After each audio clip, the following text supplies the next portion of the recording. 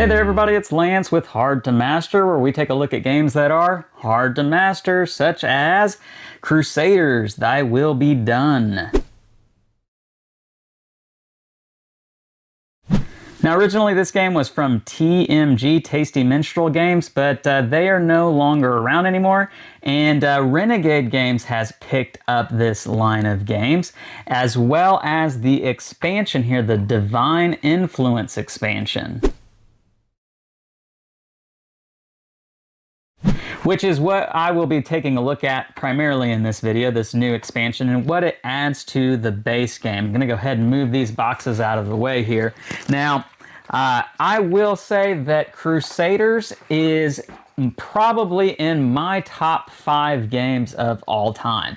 I enjoy it that much. I absolutely love the game. I think it is a wonderful display of using the rondel mechanic and really just trying to expand across the board, destroy enemies, and get your buildings out and your influence out faster than all the other players. And there's really good choices as far as choosing which action to take. It's an action selection game, but you got to be wise about how you do that with the rondel mancala mechanic at play in this game, because you are picking up your action pieces and distributing them around the rondel depending on what action you select. I just felt like it was the mechanics in that game were so smooth and very well done. And it's just a really good example of how that mechanic should work in a board game. And so with this, I had high expansions with the Divine Influence expansion here, and I was really excited to get to try it out. Now, I will say just right off the bat, there are a few things that I was a little... I wasn't so sure what I would think about it. The first being the packaging of the way the game is presented, because it's not in a hard box, it's in a soft paper box, and it is something that won't fit inside the main box as it is. And with my particular copy of the game, I just have a regular retail edition of the game. I'm not 100% sure if the deluxe version of the game would experience the same issue, but you can't, as far as what I'm able to see, you can't be able to fit all of the new expansion contents in the base box. I can't find a way to be able to do that and still have it organized, because mine does have an insert. It's an insert that I made, and it's not something I'm willing to get rid of because there's so many pieces in this game. You really do need to have some sort of organizational arrangement with your game. Now, maybe if you had everything in baggies, you might be able to fit this in there, but man, I would really want to have an insert with this game, and so I just cannot get that new expansion to fit in there. So let's take a look at what comes in the expansion, and then I'll share my thoughts on what I think about it. So I don't have everything out of the box here. I just have some components that are specific to one player. Now each player is going to have their own expansion to the board here, a new extension, and new buildings that are going to go on top of that, as well as new mustard tiles and new coat of arms tiles. So each player is going to have their own set of these items here, whereas the rest of what you see, this is new content that is either shared by all the players or it just changes up the way the game's scored, or new characters to play as. So let's cover what you get in this. Now, each player does have their own extension to their board, and this is going to go to the right of your main player board. And so your board is much longer, which does mean it's going to take up more space, and there's a lot more buildings for you to be able to build on your turn. Now, kind of going back to what I said about how the box is of a different material, and I don't know how I feel about that, the building tiles are not the same either.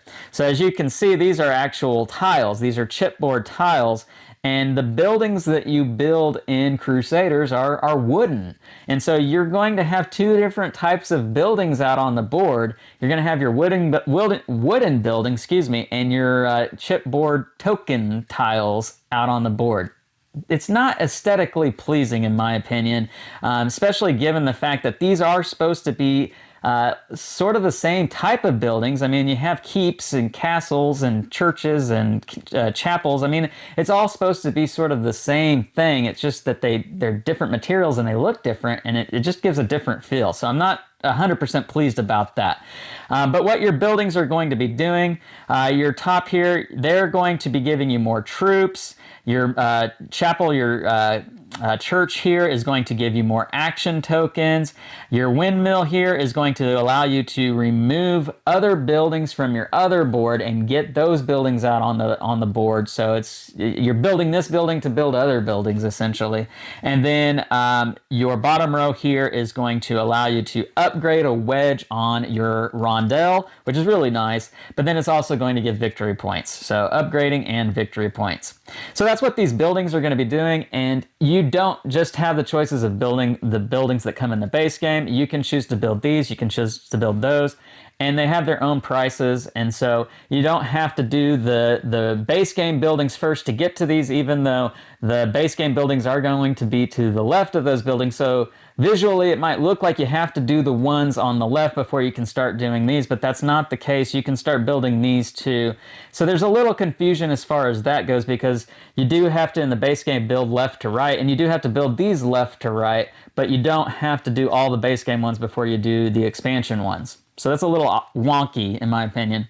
But these buildings are going to give you lots of new ways to get victory points. I've already kind of spoke to what they do, but they also will have benefits printed underneath them to remind you of what they're giving you. Well, so, you know, that's cool. You do have 2 new muster tiles to be able to get out. After you do the mustard tiles from the base game, you can still muster and give yourself victory points, but as well as beef up your army to take out the other different tribes that are out on the board. Speaking of the other tribes that are out on the board, you do have 2 different layovers. These are going to lay on top of the board and change up what it's going to require from you to be able to take out the different tribes. Now, I can't remember these tribes' names. I just call them red, blue, and yellow. Red here is still going to only cost 6 to be able to take out, and they're going to give you 3 plus the benefit from what is underneath the tile. So that's still the same as in the base game. That's not changed in any way. But your other 2 ones, they are different. You don't have any duplicates in the base game. You had 7, 7, 8, 8, 9, 9, 9. You didn't ramp up every time somebody took one out. Now it does. It goes all the way to 12 on both of these. So it is going to be harder for you to take out the different enemies later on in the game. So if you want to get on that quick, you better get on it quick, because later on it's going to cost you 10, 11, 12 strength to be able to take them out. So that is a challenge. This beefs up the challenge of the game.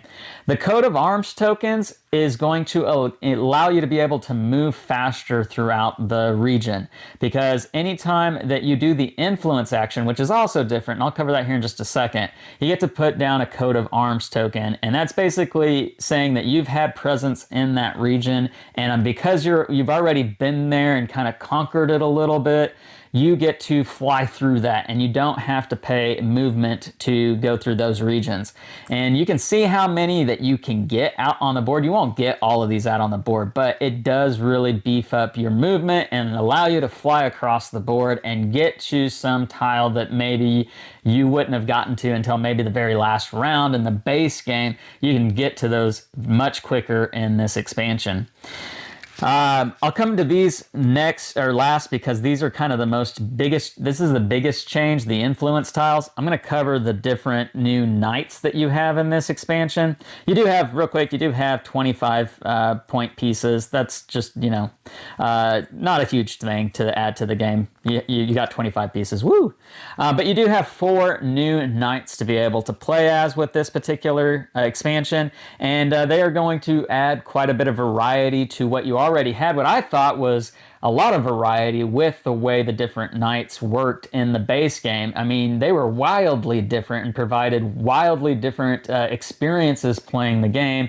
They weren't balanced. There were some that were a lot more difficult to play as, but if you know that and you give the more experienced player those knights that aren't easy to play with, then it kind of levels the playing field. That was one of the really nice things about this particular game that I enjoyed so much with the base game. And this is a really good expansion to give 4 more new knights. This little, not little, this is a giant action wedge or piece here, is going to go with the female order of the land. Her giant action piece here is basically going to count as 2 actions in and of itself. And so you are really going to value having this because it's going to beef up your actions, and you're never going to lose it. It's going to always give you 2 wherever it's at. So it's a really nice thing to be able to play as with her. The Livonian Brothers of the Sword. Basically, whenever you build a keep, chapel, vault, or mill, it's going to let you distribute from one of your action wedges. So you're basically getting to do the distribute action when you build a building. So that's pretty cool. The Order of the Dragon here is going to let you to build at -1 action costs. So basically you're going to be building a lot quicker with this particular knight. And then lastly, the Baldwick of the Brandenburg is going to allow you to use the influence action in a region adjacent to your knight. So basically you're going to get to influence in a region that's not where you are. And that's important to this expansion because of the influence action. Now, the influence action was probably the weakest part about the base game. A lot of people felt like it was just free points. You just got to do this action and you got free points and nothing else. You didn't have to work really hard to get them. It didn't change up the game in any way, did nothing on the board. It was just free points. Well, now that influence action does actually do something. You're going to have these influence tokens on every region on the board, and they're all going to do different things, and you're going to need a certain amount of influence to be able to claim them. And when you do, they're going to provide a benefit that either is an immediate benefit or something you can hold on to and cash in later, or it's just going to be an ongoing thing for you for the rest of the game. And generally what majority of these tokens are going to be letting you do, they're going to beef up your actions. They're going to give you more mustard strength. They're going to give you more movement. They're going to give you more being able to build buildings faster. Maybe they're one-time benefits so that you do it on one particular action and you have enough to be able to do what you're needing to do. But they're also going to give you victory points at the end of the game. If you have more of these, you're going to be able to cash them in for more points. So it's important to kind of go out there and get them, but not just because it gives you victory points, but because it gets your engine going faster and you're able to do more things as the game progresses by having these. And so a couple of thoughts that I have on this expansion. Now, you got to keep in mind that I absolutely love the base game. It's in my top 5, like I said, and there's not much that I would change about it. There's not very many cons that I have about the game to begin with. So when I look at it and adding more to it, it's got to be really, really good for me to feel like it's necessary and it should have been made in the first place. So you got to know that about my opinion on this already going into it.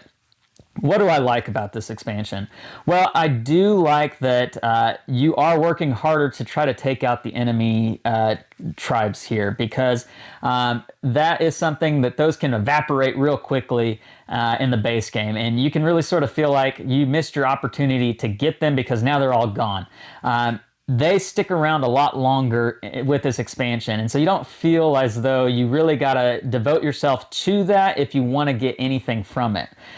You can really work and build up towards it and still be able to feel like there's more opportunity there for you to cash in on it because you were maybe working towards something else in the first half of the game. So that's really cool. I do enjoy that. I like the coat of arms because that lets you kind of get to places that you wouldn't normally have gotten to in the base game. It really feels like it gives you a lot of freedom to move about the board.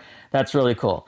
I really like the new knights. I feel like the new knights, again, the knights, the variety in the knights in the base game is one of the best things about it. This just gives you more variety, which is really cool. What I don't care too much for with this is this board right here. I'm not gung-ho about having new buildings to begin with. I felt like the base game already had a lot of buildings for you to work towards. I don't need to divvy up my attention and my strategy to try to build more buildings now when I wasn't already getting all of my buildings built from before. That just feels like an excess to me, and it's a little too much. It's information overload. I felt like in a lot of the games that we played with this expansion, it really slowed down a lot of turns because people were now, in the base game, people knew what they wanted to do. If you played the game and you were familiar with it, you knew what you wanted to do. When it came your turn, you could take actions and it could be really quick. This just slows it down, and it's a lot of AP, in my opinion. And now I'm doing double thinking as far as the building action goes. And it really can kind of mess with your strategy too, trying to focus on building these buildings instead of just focusing on the base game. I don't know, maybe other people feel differently about it, but I really am not a huge fan of this. I don't know how I feel about the influence tokens either. I mean, I know I mentioned that I really like the coat of arms, and so those kind of go a little bit hand in hand, but I don't know that I like the fact that they give so much benefit. It sort of feels like it cheapens the work that you have to do from the base game and playing the rondel wisely, let's say. That was what I loved about the base game so much, is that you really had to be a pro at working out the Mancala rondel portion, the mechanic of that game. And this sort of just feels like it gives you an out if you're not really good at doing that. So I'm not a huge fan with the way these make the game a little more free flow, a little more forgiving. But at the same time, I do like that it gives you movement, because it always felt like that was a restriction in the base game. So there's some things I like and some things I don't like when it comes to that. All in all, my thoughts on this expansion. I don't love the way it looks out on the board, because again, the buildings are of a different material than the wooden buildings in the base game. And if you have the deluxe version of the game, it's going to be even more so, because there's not a deluxe version of this expansion. It just doesn't exist. They never made it.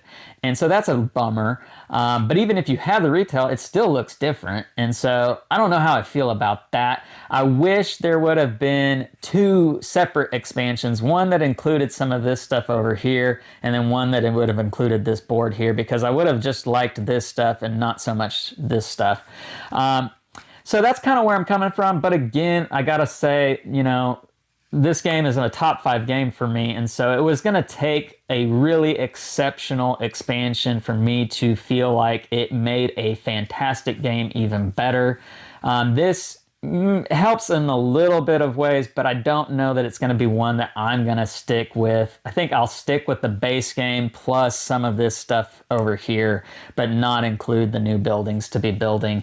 I just don't need it. So all in all, it's an expansion that will give you a little bit, but I think it's something that you could probably do without, unless you felt like you needed more buildings to build. So there you have it. That's my thoughts on, let's get the box out here, Crusaders Divine Influence. Crusaders Thy Will Be Done. Let's get the full name in there.